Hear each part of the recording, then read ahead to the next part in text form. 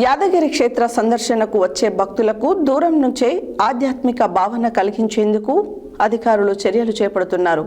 ఆలయ పునర్నిర్మాణంలో తొలగించిన శంకుచక్ర నామాలకు సంబంధించి పనులు సత్వరమే చేపట్టి త్వరితగతిన పనులు పూర్తి చేయుటకు దేవస్థానం అధికారులు నిర్ణయించారు.